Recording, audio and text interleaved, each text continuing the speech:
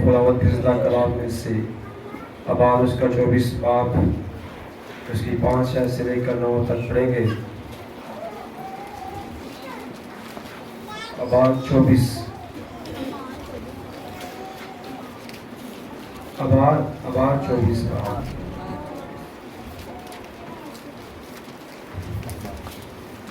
ये बात मैं चाहता हूँ कि कोई भाई बुलंद आवाज से पढ़ दे। 5 से लेकर 9 तक पढ़ेंगे। और दुमैदा लेकर 12 गिरदे पकाना, हर एक गिरदा में ईफा के 2/2 हिस्सा के बराबर मैदा हो, और तू उनको 2 कितारें करके हर कितार में 6 रोटियां पाक मेज कर खुदावंद के हुजूर रखना, और तू हर एक कितार पर खालिस लुबान रखना, ताकि वो रोटी पर यादगारी यानी खुदावंद के हुजूर आतिशीन कुर्बानी के तौर पर हो। वह सदा हर सबत के रोज उनको खुदावंद के हुजूर तरतीब दिया करे, क्योंकि यह बनी इस्राएल की जानिब से एक दायमी अहद है, और ये रोटियां हारून और उसके बेटों की होंगी। वो इनको किसी पाक जगह में खाएं, क्योंकि वो एक जावेदानी आइन के मुताबिक खुदावंद की आतिशीन कुर्बानियों में से हारून के लिए नहायत पाक है। एक और हवाला पढ़ते हैं। ज़बूर 139 है, उसकी 6 तक 12 आयत पढ़ेंगे।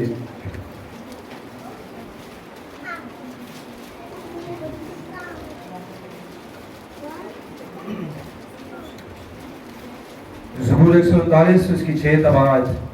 ये इरफान मेरे लिए नहायत अजीब है, ये बुलंद है, मैं इस तक पहुंच नहीं सकता। मैं तेरी रूह से बचकर कहाँ जाऊं, या तेरी हुजूरी से किधर भागूं? अगर आसमान पर चढ़ जाऊं तो तू वहाँ है, अगर मैं पाताल में बिस्तर में जाऊं तो देख तू वहाँ भी है। अगर मैं सुबह के पर लगाकर समंदर की इंतहा में जा बसूं तो वहाँ भी तेरा हाथ मेरी रहनुमाई करेगा, और तेरा दाहिना हाथ मुझे संभालेगा। अगर मैं कहूँ कि यकीनन तरीकी मुझे छुपा लेगी और मेरी चारों तरफ का उजाला रात बन जाएगा, तो अंधेरा भी तुझसे छुपा नहीं सकता। बल्कि रात भी दिन की मानित रोशन है, अंधेरा और उजाला दोनों यकसा है, क्योंकि मेरे दिल को तू ही ने बनाया, मेरी माँ के पेट में तू ही ने मुझे सूरत बख्शी। ऐसा दुआ करते हैं सब जितने बहन भाई यहाँ पर मौजूद हैं, प्लीज सब दुआ करें। Hallelujah hallelujah. मेहरबान रज़ीक खुदावंद, आप जानते हैं कि मैं नहायत निकम्मा कमजोर और नालायक मेरे खुदावंद, मुझमें इतनी ताकत इतनी लियाकत नहीं है, लेकिन मेरे खुदावंद मेरा ईमान मेरा तवक्कुल मेरा भरोसा आपके कलाम पर है, क्योंकि आपके कलाम में मौजूद है कि मैं तुम नहीं बल्कि बाप फरू होगा।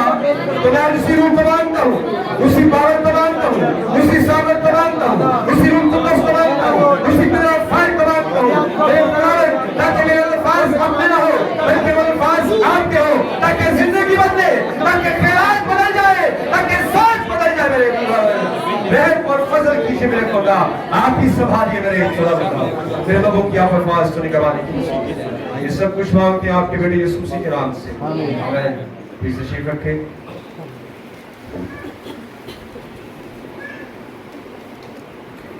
Hallelujah hallelujah.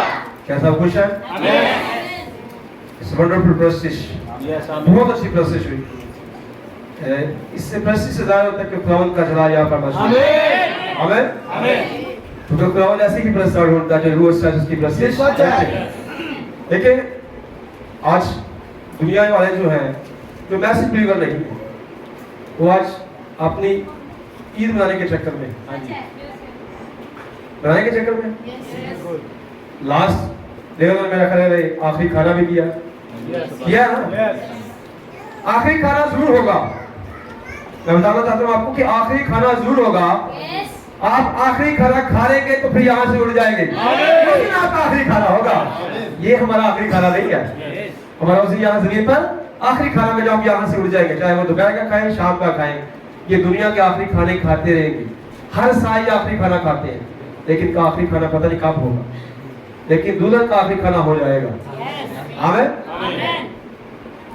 इसलिए आज गुड फ्राइडे बुला रहे हैं, फिर ये ईस्टर भी बुलाएंगे, लेकिन हम खुदावंद के शुक्रगुजार हैं, हम खुदावंद के कि ये भेद उस नबी पे खोले, तो नबी ने हमको बता दिया। आमीन। कि दुल्हन इस भेदों से वाकिफ है। मुकस्सों की ईद तो आज है। आमीन। आज ईद है कि नहीं? आज मुकस्सा ईद, दुल्हन की आज ईद है। हालेलुया।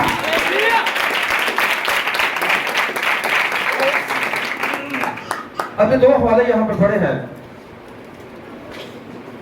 दाऊद क्या कह रहा है यहाँ पे? दाऊद कहता है कि मैं तेरी रूह से बचकर कहाँ जाऊं, या तेरी हजूरी से किधर भागूं?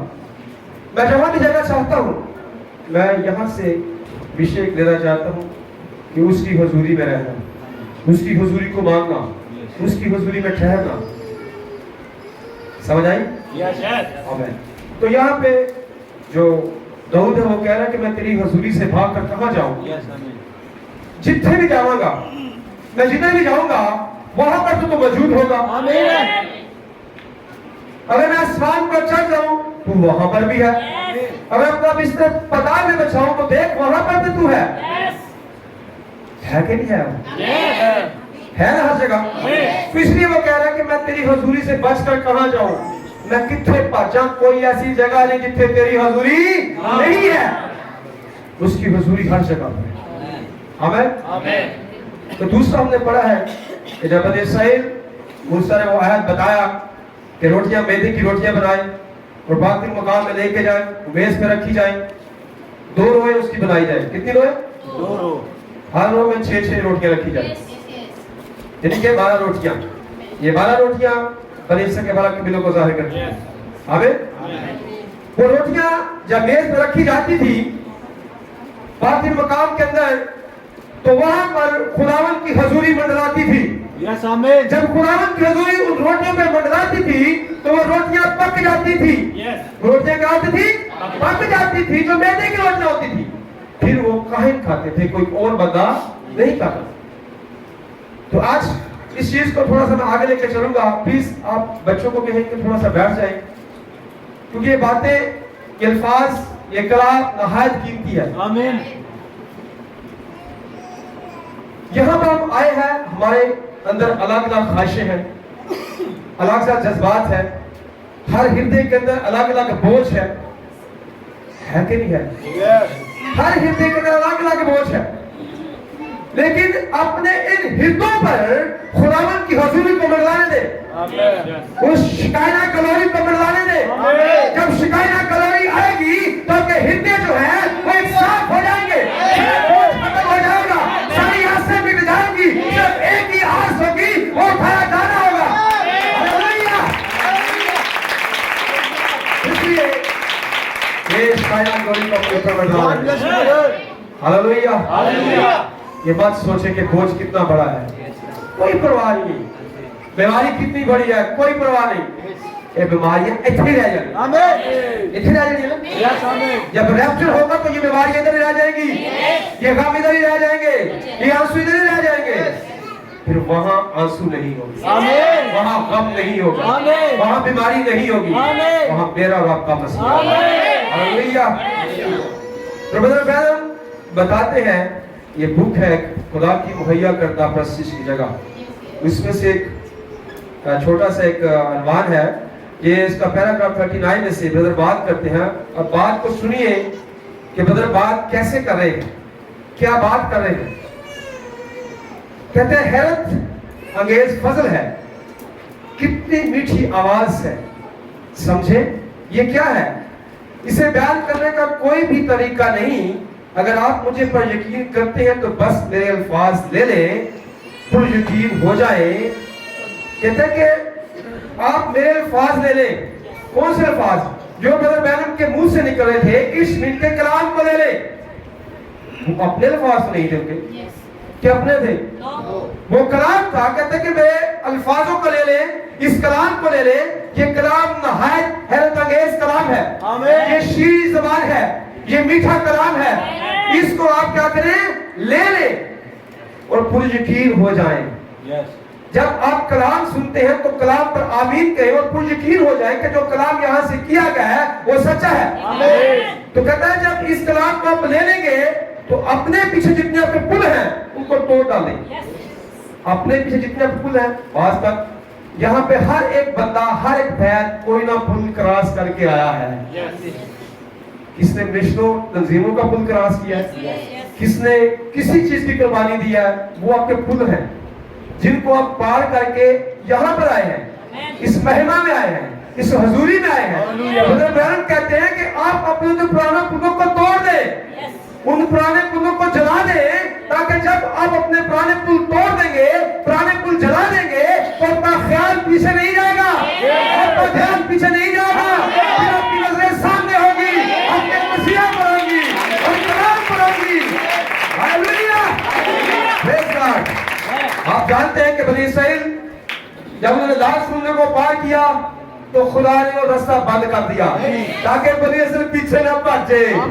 आमीन। उस वक्त खुदा का पैटर्न वो था, तो आज भी इसका पैटर्न यही है कि अपने पुल तोड़ दो, अपने पुल जला दो, अपनी कश्तियां जला दो, ताकि पीछे तैयारी न जाए, पीछे ख्याल ही न जाए, क्योंकि मेहनत की आंखें हमेशा पीछे रहती है, पीछे देखता रहता है। आमीन आमीन। तो ब्रदर ब्रैनम यही कह रहे हैं कि हर उस पुल को तोड़ दे जो आपके पीछे है। जब पुल टूट जाएगा तो फिर की होएगा, आगे ध्यान होगा, आगे ध्यान होगा। आमीन। बच्चों ने मैंने पढ़ी होगी 9th चैन के पिलर जो कश्तियां जलाई थी, जी जी, जाके उनका ध्यान पीछे जाए ना, क्योंकि समुद्र पीछे है, वो पीछे जा ही सकते। तो फिर क्या करना, फतह ही फतह करनी है, फतह ही फतह करनी है, क्योंकि हम कह गए भाई कश्ती है नहीं कि समुद्र पार कर सकिए, असली दरिया पार कर सकिए, इसलिए अपने सारी कश्तियां जला दे, अपने सारे पुल तोड़ दे और उनको जला दे, ताकि हमारा ध्यान पीछे ना जाए।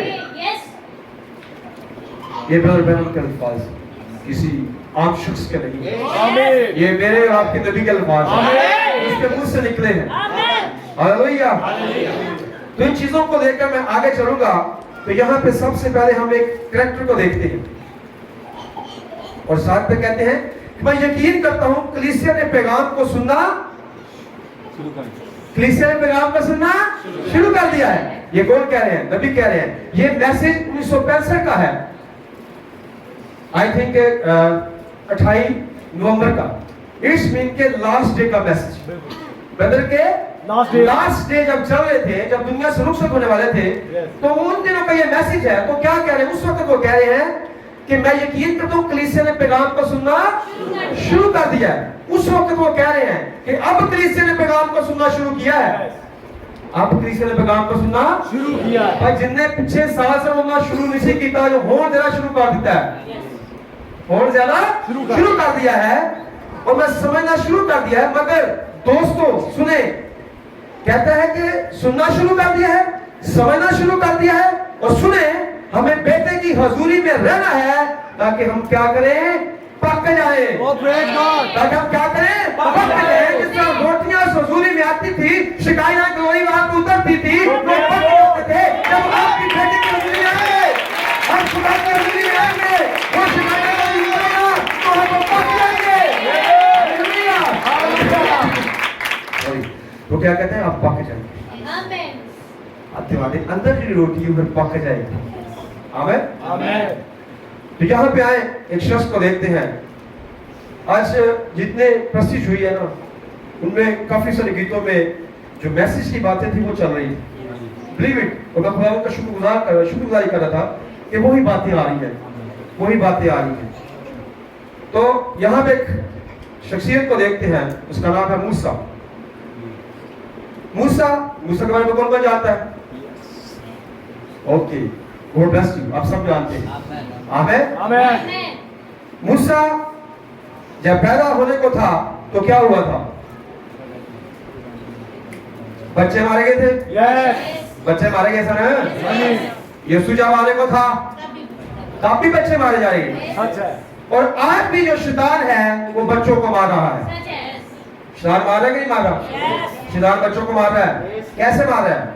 मोबाइल के जरिए, इंटरनेट के जरिए, टीवी के जरिए, कार्टून के जरिए। मारना पे कि नहीं मारना पे? वो भाई वो आपसे एडवांस सोचता है, वो हमसे आगे सोचता है। उसने उस वक्त भी चाहा कि बच्चों को मारे ताकि मसीह मार जाए, लेकिन नहीं। उसने मूसा के द्वारा चाहा कि मूसा मर जाए, लेकिन नहीं। आज भी वो चाह रहा है कि बच्चे मर जाए, लेकिन बच्चे नहीं मरेंगे।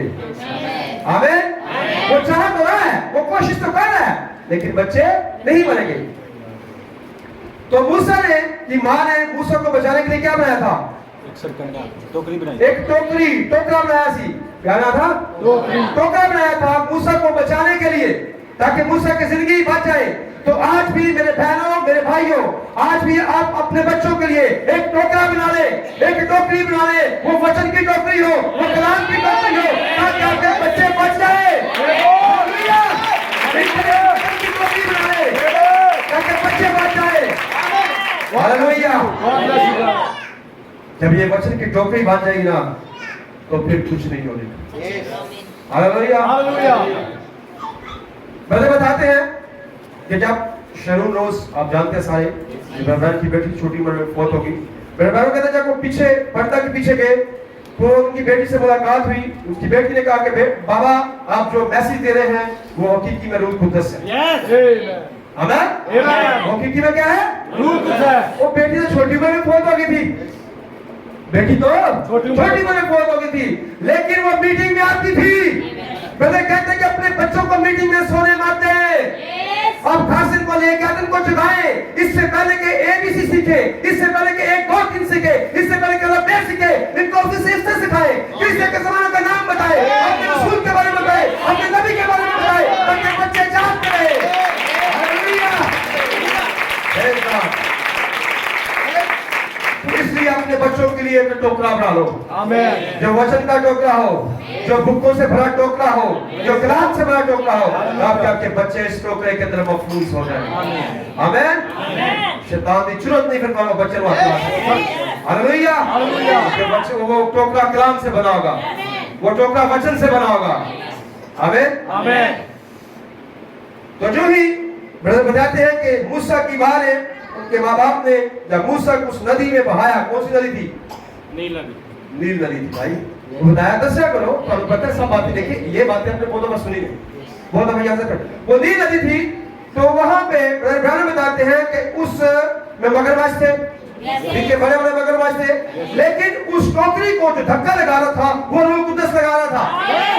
उस रूह कुद्दस को धक्का लगा रहा था। जहां फरौन की बेटी गुस्ल करने के आई थी, उस दिशा में लेके जा रहा था रूह कुद्दस उसको। ये नबी बताते हैं कि उसको धक्का लगाने वाला कोई और नहीं था, बल्कि रूह कुद्दस था, जो उस टोकरे को क्या कर रहा था?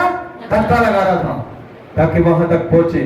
और जो भी, लेकिन उसकी मूसा की बहन थी मरियम, वो भी सारा माजरा देख रही थी, वो पीछे पीछे थी। जैसे वो वहां पहुंची, उसने वो टोकरा देखा, उसके अंदर से उसने जब देखा तो एक बच्चा है, उसने जाना कि ये तो अब्रानी बच्चा है। ये कौन सा बच्चा है?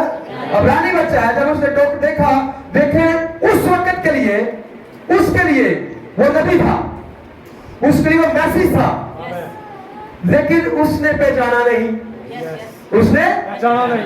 उन्हें तो समझा कोई ऐसा ही बच्चा है, किससे इब्रानी का बच्चा है, लेकिन वो एक खास बच्चा था।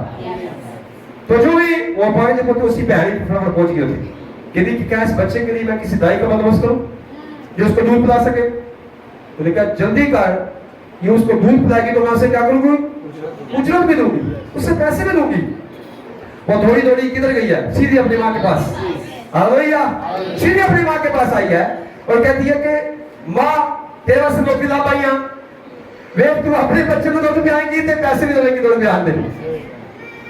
खुदावंद रहीम खुदावंद, जहाँ कोई रास्ता नहीं होता वहां से रास्ता खोल देता है। एक भी उनके घर में कोई राशन वाशन ना हो, कोई पैसे ना हो, तो देखिए खुदा कैसे इंतजाम करता है। जब हमारी सोच जहाँ खत्म होती है वहां शुरू हो जाता है।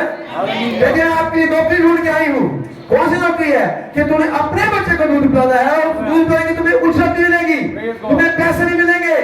पैसे पता नहीं कितने, इसका जिक्र नहीं है, लेकिन उजरत का जिक्र है। ओके, वो जब लेके गए हैं उसे बच्चा मूसा की माँ की, यानी कि मूसा के ही वाले का, मूसा की माँ के ही वाले कर दिया, जो उसकी दाई थी, जो उसकी क्या थी? दाई थी। फरौन की बेटी के सामने वो क्या थी?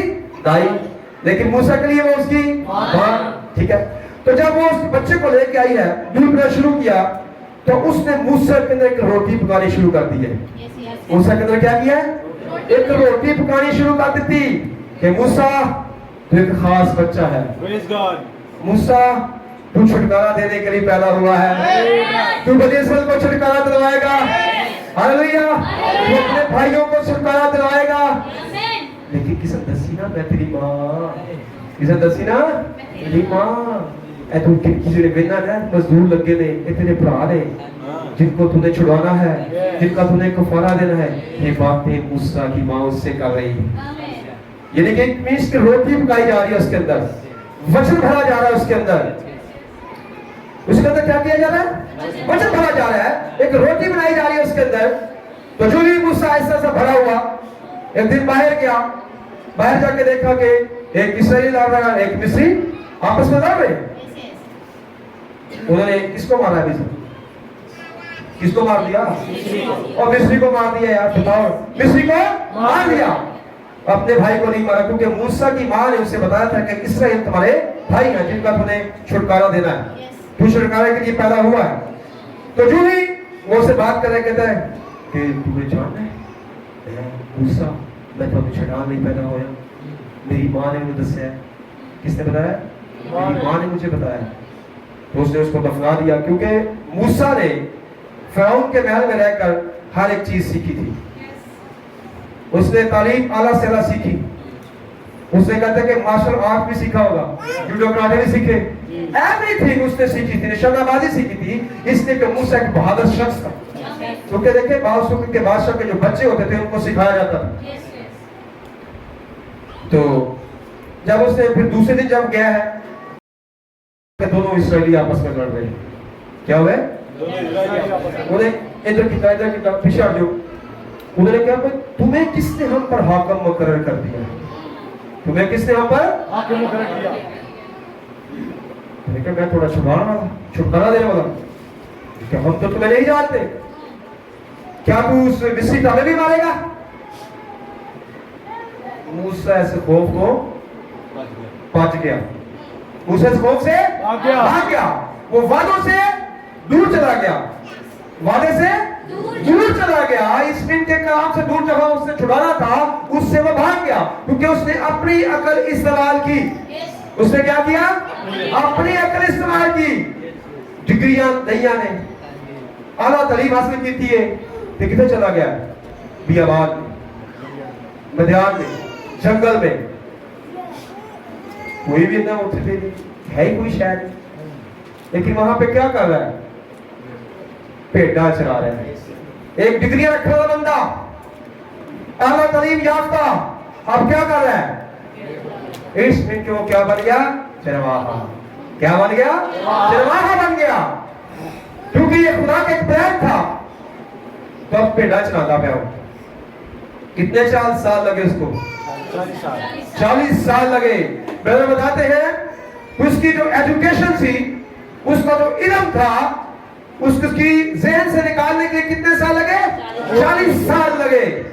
तब वो इल्म जो इसराइल बने उसका मिस्री इल्म था, वो सारा उसके अंदर से निकल जाए, ताकि उसका हृदय खाली हो जाए। लेकिन वचन उसके अंदर मौजूद था, जो उसकी मां ने उसके अंदर भरा था। आमीन। तो एक दिन एक झाड़ी में कौन आ गया? शिकायत ग्लोरी आ गई। हालेलुया। खुदावंद की हजूरी आ गई। तो जब वो झाड़ी के पास पहुंचे कि आवाज आई कि मूसा अपने पांव से क्या कर? जूता उतार दे। जूता किस चीज को जाहिर करता है? जूता आपकी फाउंडेशन को जाहिर करता है, आपकी बुनियाद को जाहिर करता है कि जिस बुनियाद पे आप चल के आ रहे हो वो बुनियाद खत्म कर दो अपनी। ਤੁਹਾਡੀ बुनियाद रसूला ने दी ते रखी गई है। ਤੁਹਾਡੀ बुनियाद किते और शायद नहीं होनी चाहिए, ताकि अपनी जुत्ती ला दे। फिर खुदा ने उससे कलाम किया है। फिर उसने सोचना शुरू कर दिया कि मेरी माँ ने तो ये तालीम मुझे नहीं दी थी, कि मेरी माँ ने ये तालीम मुझे नहीं दी थी। ये तो तालीम ही किसी और तरह की थी। बात कर रहा है मुझसे, मुझे कहता है तू वापस जा। तो खुदा ने वहां उसको 2 चिन्ह दिए। कितने चिन्ह दिए? 2 चिन्ह दिए। अपनी लाठी जो उसके हाथ में थी, सामान की, दूसरा चिन्ह यहाँ पे, ठीक है। 2 चिन्ह उसको दिए और खुदा ने कहा वापिस जा। कहां जा? क्योंकि मैंने मिनिस्टर का रोना और चलाना सुना है। कहता मैं किਵੇਂ जाऊं? मैं तो तू भज के आया। खुदा ने कहा पहले तू अपनी अकल इस्तेमाल की, लेकिन अब मैं तुझे भेजता हूं। तू यहोवा यूं फरमाता है के नाम से जा, मैं कहूं से हूं के नाम से जा। हालेलुया। फिर वो अकेला नहीं जा रहा। मतलब बहन बताते हैं कि 1 मैन आर्मी बनते हुए गया है। हालेलुया। फिर इसके अंदर अब जानते हैं कि वो यहोवा यूं फरमाता है मेरे साथ है। हालेलुया। सारा डर और द्रोह खत्म हुआ, खत्म हो गया। क्योंकि जब शिकायना गलोरी आ गई, जब खुदावंत की हजूरी आ गई, तो सारा डर उसके अंदर से खत्म हो। जब उसने खुदावंत की हजूरी को महसूस की, तो फिर जो उसके अंदर वचन था, जिसकी मां ने रोटी बनाई थी, वो उस हजूरी से पक गई। फिर उसके अंदर क्या बन गया? वचन बन गया। आमीन। फिर उस कलाम को लेकर वापस गया, इस कलाम को लेकर बगैर डर के, बगैर खौफ के, क्योंकि जब आप खुदा की हजूरी में आ जाते हैं, फिर सारा डर, सारा खौफ खत्म हो जाता है। आमीन। तो यहाँ पे हम आगे देखते हैं कि सारा डर, सारा खौफ खत्म हो जाता है। तो यहाँ पे जब शिकायना गलोरी इब्राहिम के पास आया, तो उसे एक वादा दे दिया गया। उसने शिकायना गलोरी को फील किया, खुदा की हजूरी को कबूल किया और उसने वादे को ले लिया। तो यही यीशु जब जमीन पे था, सारी रात जो पतरस था उन्हें जाल डाला, लेकिन कोई मछली हाथ नहीं आई। वहां ने कश्ती उससे, यीशु ने उससे कश्ती ली और उसकी कश्ती पे चढ़कर प्रचार किया। बाद में कहते हैं कि गहरे में ले चलो। उन्हें क्या कि सारी रात जाल पाया, बार बार कोशिश की है, बार बार कोशिश की है, लेकिन कुछ नहीं आया। लेकिन उसने कहा मैं तुझे कहता हूँ, ये मैं कह रहा हूँ, जैसा मैं कहता हूँ वैसा कर। खुदावंत की हजूरी को महसूस कर। जब उसने ऐसा किया तो मछलियों का जाल भर के बाहर आ गया। कि जब हम खुदावंत की हजूरी को ले लेते हैं, फिर हमारी सारी कमजोरियां खत्म, सारी नाउमीदी खत्म। आमीन। याकूब के बारे में आप जानते हैं कि याकूब क्या था? उसका नाम क्या था? मतलब धोखेबाज था। पहले भाई जब याकूब था तो धोखेबाज था। उसने क्या किया? मसूर की दाल के लिए अपने भाई का परोठे आकर ले लिया, फिर बरकत भी ले ली, तो फिर क्या किया? भज गया, कुछ चीजों से भाग गया। आज भी बहुत सारी दुनिया के लोग भागते हैं। भागते हैं किससे? वचन से भागते हैं। जब सरपंच सिंह का नाम आता है भाग जाते हैं, जब दुपट्टे का नाम आता है भाग जाते हैं, जब नबी का नाम आता है भाग जाते हैं। तो वो भी भाग गया, लोग भी भागते हैं और वो भी भाग गया। लेकिन जब वो भागा है तो कुछ अरसा दराज के बाद, कुछ सालों के बाद जब वापिस आ रहा है, तो उसका दुश्मन उसके मिलने के लिए आ रहा है। उसका दुश्मन उससे मिलने के लिए आया। कौन दुश्मन है उसका? एसाऊ दुश्मन था उसका। उससे क्या करने के लिए आ रहा है? मिलने के लिए आ रहा है। जब उसे पता चला कि वो 400 आदमी लेकर आ रहा है, तो उसने तोहफे देना शुरू कर दिए। तोहफे, उसके लिए तोहफे भेजना शुरू कर दिए, ताकि वो तोहफों को कबूल करेगा, मुझे छोड़ देगा। और इसी दौरान सारी रात उसने क्या किया है? कुश्ती की है। सारी रात क्या किया है? कुश्ती किया है। और सारी रात खुदा की हजूरी में वो रहा है। रहा कि नहीं रहा? जब खुदा की हजूरी में वो रहा है, उससे लड़ता रहा है, कुश्ती करता रहा है, तो कहता है मैंने अपना नाम दास के जा। क्या उसने फिर बरकत को वहां पर दिया नहीं?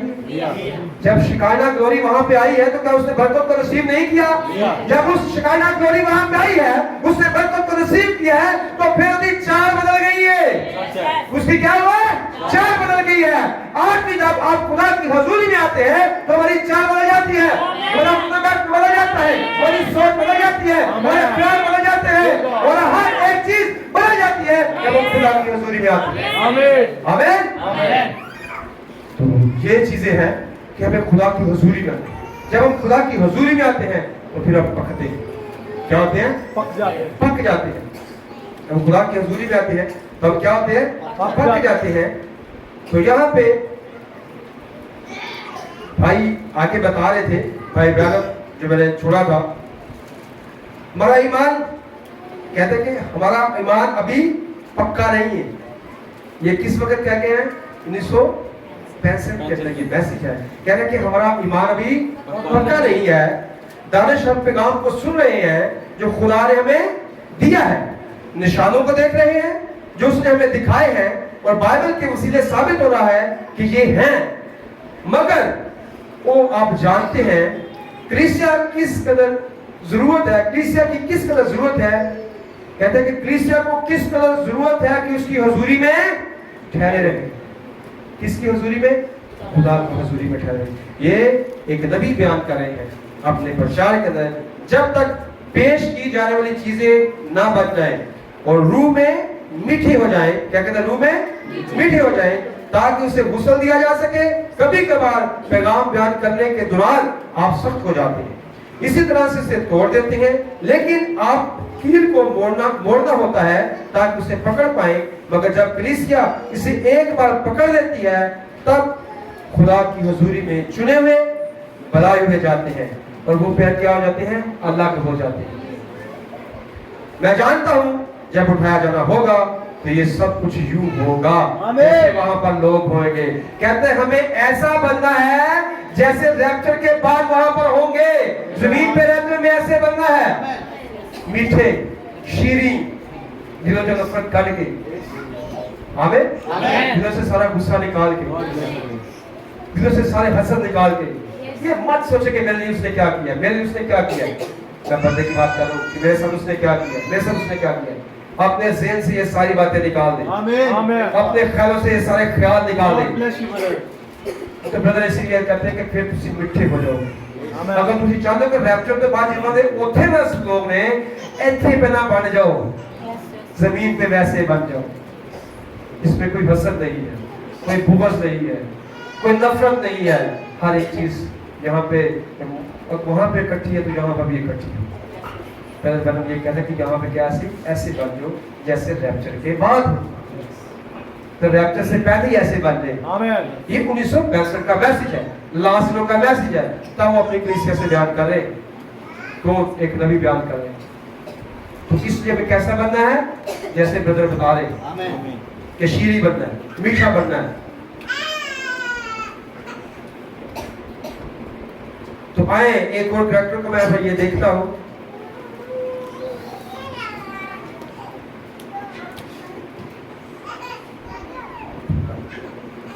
Hallelujah, hallelujah. देखिए जो ईसाया नबी था, उसिया बादशाह का हुजूर पता पड़ा था, उसके साथ पता पड़ा था कि नहीं पड़ा था। उसकी सारी सोच थी उसिया पे खत्म हो जाती थी, उसिया पे शुरू होती थी, जब तक उसने वफात नहीं पाई। पहला तो कह रहे हैं खाने से अफसोस, उससे अफसोस, उससे अफसोस, तुम पर अफसोस, हर एक चीज से अफसोस करी जा रहे हैं। कब? जब उजिया बादशाह था। लेकिन जो ही उजिया बादशाह ने वफात पाई और वो खुदा की हजूरी में आया, तो फिर उसने क्या कहा है? मुझ पर अफसोस, मेरे लब जो नजिस है। तो फिर क्या हुआ? वहां से खुदा की हजूरी में से कोला उठाया गया, उसके होठों पे लगाया गया। कब हुआ? जब वो खुदा की हजूरी में आया, जब उसने अपने आप को खुदा की हजूरी में रखा। पहले तो वो बादशाह के हजूर था, लेकिन जो ही खुदा की हजूरी में आया तो फिर वो बदल गए। आमीन। फिर उसके अल्फाज बदल गए, फिर उस पर अफसोस है, फिर कहना मुझ पर अफसोस। आज देखें, अगर हमने कोई गलती और खता है तो हमें अपने आप के अफसोस करना है। हम उसकी हजूरी में आए ताकि क्या हो? पक जाए। क्या हो? पक जाए। तो इसी तरह ये ब्रदर ब्रैनम का दूसरा मैसेज है, रूह कुदस किस लिए दिया गया था? रूह कुदस किस लिए दिया गया था? इसमें ब्रदर एक बात कर रहे हैं, और इस शहर से और इस छोटे से शहर और मुल्क भर से आए हुए मेरे दोस्तों, अगर मैं अपनी इंसानी आवाज से आपके दिल के अंदर पाक रूह का बपतिस्मा हासिल करने की हमीयत डाल सकता, तो ये आपकी जिंदगी का सबसे ज्यादा शानदार मुकाशफा होता। कहता कि अगर मैं अपनी जरा कलाम में, ये मीठा मीठा कलाम में एंडा ने उसी ले तो आगे अंदर पाक रूह का बपतिस्मा डाल सकता, तो ये सबसे क्या होता? सबसे अच्छा होता, शानदार होता। आप इससे जरूर हासिल करें। मुझे इस बारे में वजाहत करने दें, आप क्यों नहीं बदलते? आप क्यों नहीं बदलते? भाई बदलना चाहिए कि नहीं बदलना चाहिए? नबी कह रहे हैं कि अगर तुम्हारे अंदर मैं घोल के पास था ना तो मैं पा देता, ताकि तुम इस चीज की अहमियत समझ सकते, पाक रूह की अहमियत समझ सकते, उस रूह कुदस को अहमियत समझ सकते कि तुम्हारे अंदर मैं घोल के पाया, तुसी क्यों नहीं बदलते? ये एक नबी कह रहे हैं। आज भी अगर आप नहीं बदले तो नबी की आवाज आपको भी कह रही है, मुझे भी कह रही है, हम क्यों नहीं बदलते? वो पहले जो मैंने बताया कि क्यों अपनी नफरत खत्म नहीं करते, क्यों अपने अंदर उस मोहब्बत को नहीं आने देते। लेकिन एक चीज, जब आप खुदावंद की हजूरी में आ जाएंगे ना 100%, तो फिर सारी चीजें ऑटोमेटिकली खत्म हो जाएंगी। सच है। आमेन। ऑटोमेटिकली सारी चीजें खत्म हो जाएंगी जब आप खुदावंद की हजूरी में आ जाएंगे। ब्रदर यहाँ पे बता रहे हैं, कहते कि खुदावंद की हजूरी के बगैर हम पक नहीं सकते। खुदावंद की हजूरी के बगैर हम पक नहीं सकते। पक नहीं सकते, कच्चे दे कच्चे रह गए। लेकिन जेडे कच्चे होंगे उन्होंने कोई भी नहीं खाता, छोड़ दे दीजिए। तो छोड़ दे देने कि कच्चे फल कभी आपने खाया? नो। हमेशा क्या होता है, पक्का फल खाते हैं ना। तो यार अगर इंसान होते हुए भी पक्की चीज पसंद है तो खुदा तो फिर खुदा है, उसे तो उससे बढ़कर चीजें पसंद है। और कहना कि तुम बुरे होकर अपने बच्चों को चीजें देना जानते हो तो वो तो तुम्हारा आसमानी बाप है, तो फिर उसे तो ज्यादा पसंद। कहते कि पतरस निजात पा चुका था, पतरस निजात पा चुका था, वो खुदावंद पर ईमान रखता था, उसके पीछे चलता था। यीशु ने उसे बताया कि वो कौन है।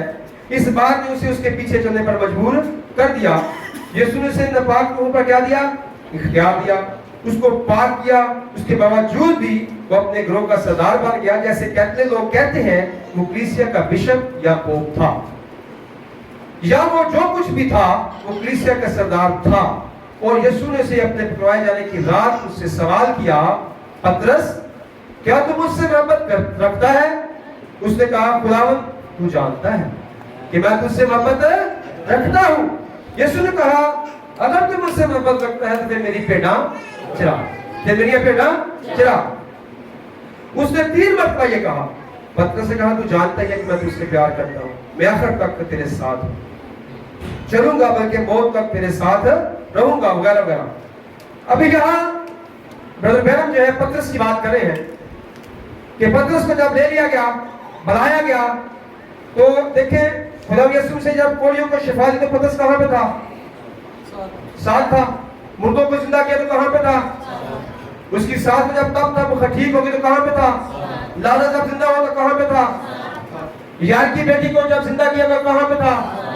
जो बराबर से बीमार थी को जब उसको शिफा मिली कहां पे था? जब जो कोई थी उनको शिफा मिली तो कहां पे था?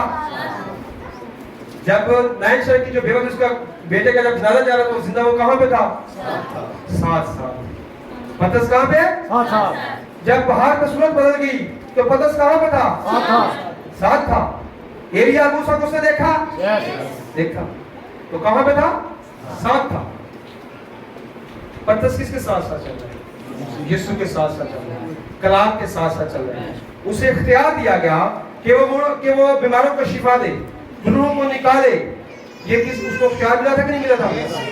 ये इख्तियार से मिला था, लेकिन अभी तक वचन उसके अंदर पक्का नहीं था, कलाम अभी कच्चा था। समझ आ रही है? तो कलाम अभी क्या था? कच्चा था, अभी पक्का नहीं था। मोसे जितने हो रहे हैं वो साथ साथ चल रहे हैं। चल रहा कि नहीं चल रहा? 12,000 5,000 खाना खवाए थे, कौन सी दाल? पतरस नाल सी। फिर 4,000 खाना खवाए थे, कौन नाल सी? पतरस साथ ही था। साथ साथ है, यीशु के साथ साथ चल रहा है। ये मैंने यहाँ पे बातें लिखी है, तो यीशु के साथ साथ चल रहा है। जब यीशु के साथ साथ चल रहा है तो सारे बोझ से देख रहे हैं, सारी बातें देख रहे हैं, लेकिन अभी तक भी कलाम उसके अंदर पक्का नहीं था।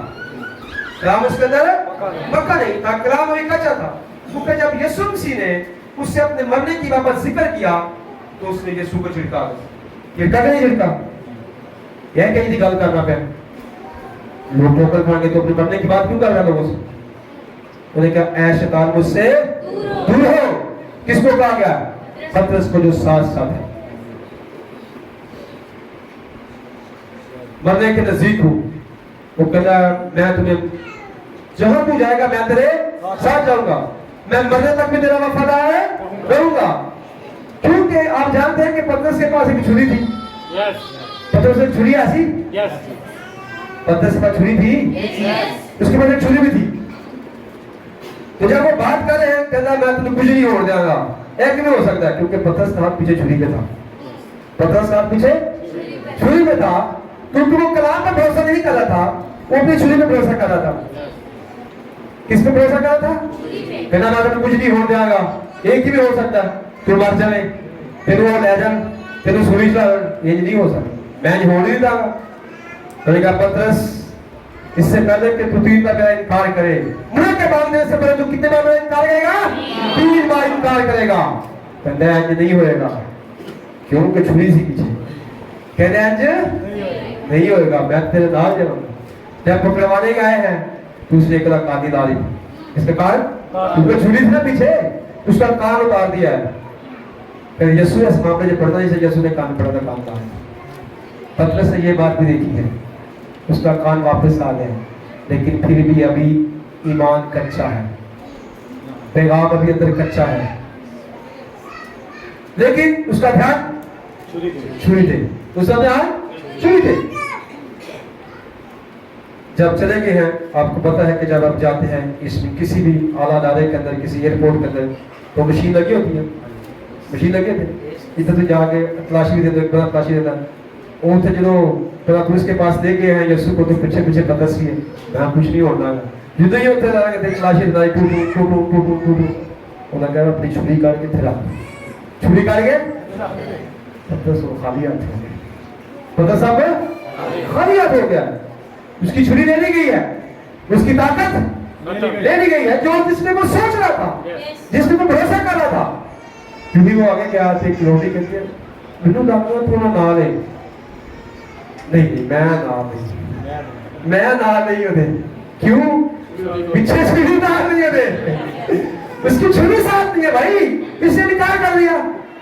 फिर उसे आगे सेकने पहले उठ देखने के आगे, मुझे शक पड़ता है तू उसके साथ नहीं, मैं ते नाम नहीं होते, क्यों? क्योंकि उसका ध्यान छुरी पे था। जो छुरी को नहीं, तो फिर कह रहे मैं तेरे नाम नहीं है, मैं नहीं पूरी तेरे नाम। एक ने हो ला के क्या थोड़ी देर बाद, यार लगता तेरी बोली भी इन्ना तरह की लगती जिन्हें यो बोली बोले, नहीं मैं ते नहीं हूं, मैं तेरे में से नहीं हूं, मैं इसको जानता ही हूं। जब उसने ये कहा तो ओथे मुर्ग ने मांग दे दी थी। तो फिर उसको यीशु की वो बात याद आई कि तू 3 बार मेरा इनकार करेगा। फिर क्या हुआ? वो बाहर जाके जार जार रोया है। फिर उसने दुआ की है कि खुदा मुझे तेरी हुजूरी चाहिए, मुझे तेरी शिकायत जोड़ी चाहिए, ताकि मेरे अंदर जो कलाम कच्चा है वो पक जाए, ताकि मैं तुझे कच्चा वो पूरे दिन कहूं, पूरे दिन कहा जाऊं। जार जार रोया है, फिर वो जार जार रोया है, जार जार। तो यीशु ने क्या कहा? यीशु ने कहा इससे पहले कि वो 3 बार मांग दे, 3 बार मुझे के मांग देने से पहले 3 बार मेरा इनकार करेगा। तो उसने कहा लेकिन पतरस मैंने तेरे लिए क्या किया है? पतरस मैंने तेरे लिए क्या किया है? ताकि तेरा ईमान हाय, एक शख्स जो जिंदगी का कफारा देने के लिए जा रहा है, कह रहा कि पतरस मैंने तेरे लिए दुआ की है, मैंने तेरे लिए दुआ की है। देखिए सब कुछ नहीं है, बल्कि मैंने तेरे लिए दुआ की है। और जब तू कहता है कि जब तू रुजू करे, जब तू रुजू करे तो अपने भाइयों को मजबूत करना। जब तू रुजू करे, जब उसकी हुजूरी को महसूस करे तो अपने भाइयों को मजबूत करना। कमजोर है उन्हें ताकत देना।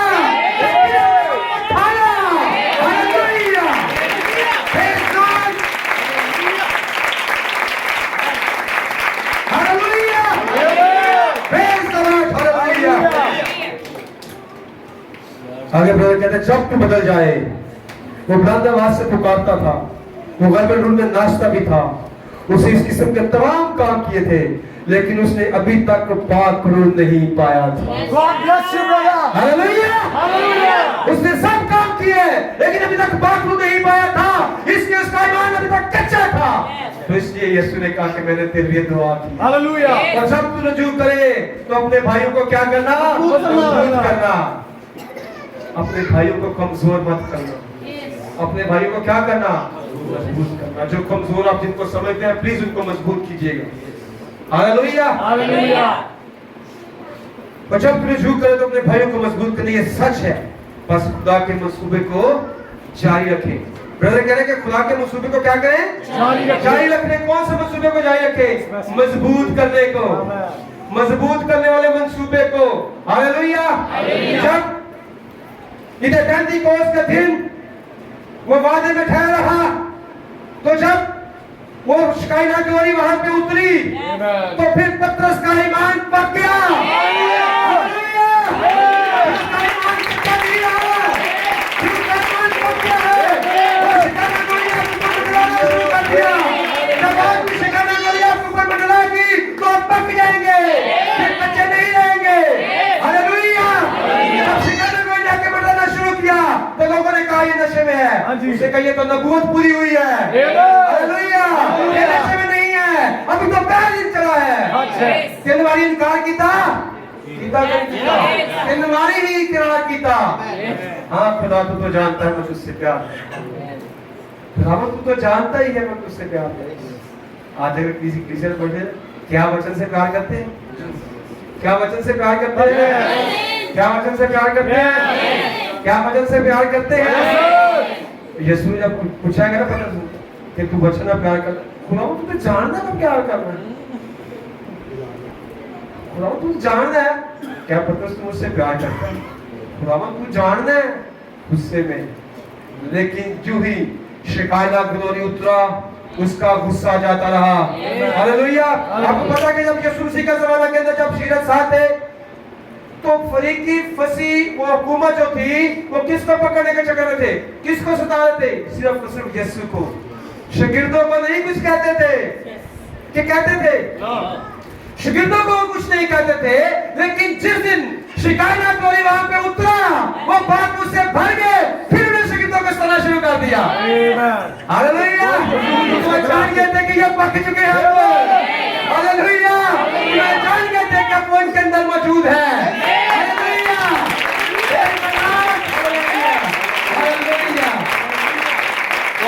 हालेलुया। फिर पतरस से 3000 को बपतिस्मा दिया है। कितनों को? 3000। 3 बार इनकार किया, 3 बार इकरार किया तो फिर 3000 बच गए। हालेलुया। ये शिकायना ग्लोरी पर अमल हुआ है। फिर शिकायना ग्लोरी जब आई है तो फिर कैद में डाला कोई परवाह नहीं, मार खा रहे कोई परवाह नहीं, हंसते खेलते बाहर शुक्र है तेरे नाम को सिखा दे। कब? जब खुदावंद की हजूरी में। हालेलुया। जब आप भी खुदावंद की हजूरी में आ जाते हैं, डोंट वरी, घबराने की जरूरत नहीं, डरने की जरूरत नहीं, कमजोर होने की जरूरत नहीं। और वो ताकतवर करेगा।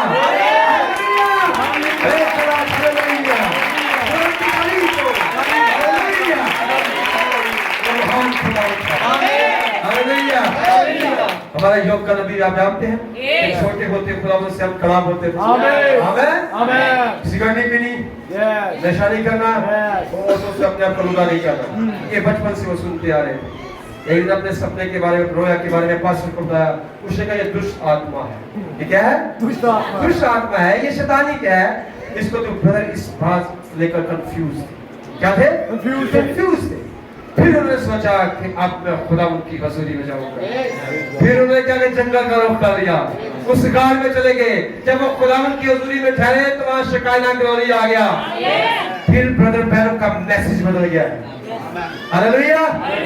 बदला के नहीं बदला फिर मैसेज के बाद में, वो दलील बदल की फिर बाद में फिर पढ़ना शुरू कर दिया लोगों ने। क्यों? क्योंकि वो शिकायना ग्लोरी पर आकर ठहर गई थी। आमीन। तो आज भी शिकायना ग्लोरी आ सकती है, खुदा उनकी हजूरी आ सकती है जब आप पक्का इरादा कर लेंगे, जब आप सच्चा इरादा कर लेंगे, फिर किसी चीज की परवाह मत करें। हालेलुया।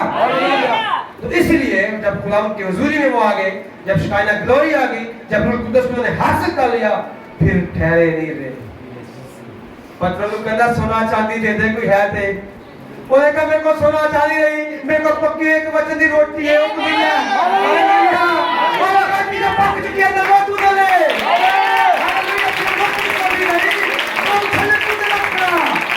हालेलुया। हालेलुया। हालेलुया। ये रोटी फिर पक चुकी थी। हालेलुया। फिर उसने वो भी अपने अंदर जब देती है ते फिर वो भी उठे भीख मंगदा नहीं रहा, फिर छाला मारना शुरू कर दिया। इसलिए कहा कहते अपने भाइयों को क्या करना, मजबूत करना। जब पूरा शुरू करे तो फिर जरा कमजोर है वो मजबूत करे। हालेलुया। आप बीच से कहना जानते हैं, खादिन जानते हैं, भाई बहनें जानते हैं कि जो कमजोर है प्लीज उसे मजबूत करें, मजबूत करें, उसको बताए कि खुदावंद की हजूरी में आ जाओ। हालेलुया। जब खुदावंद की हजूरी में आ जाते हैं, जब शिकायना ग्लोरी आके आप तक मंडलाती है, तो फिर बात अब कैसे हो सकते हैं? फिर बात तुम पता कि हो कि मेरे लिए सारा कुछ वो कूड़ा करकट ही है। जब शिकायना ग्लोरी आ जाते हैं तो क्या कहते हैं कि मेरे सब क्या है, कूड़ा करकट है, जहां की चीजें। फिर आप कह सकते हैं कि जीना मेरे लिए इसी और मरना मेरे लिए नफा। हालेलुया। जब शिकायना ग्लोरी आपके अंदर ठहरती है, फिर विचार बदल जाते हैं, सोच बदल जाती है, ख्याल बदल जाते हैं, कदम बदल जाते हैं, चाल बदल जाती है, रहने सहने का ढंग बदल जाता है। हालेलुया। कोई समझ आई? खुदावंद की हजूरी को आने दे अपने को, इसको बुलाने दे अपने को। जिससे वो रोटियां पक जाती थी, आप भी पक जाएंगे। हालेलुया। और बातों की जवाब से बदल जाएगा।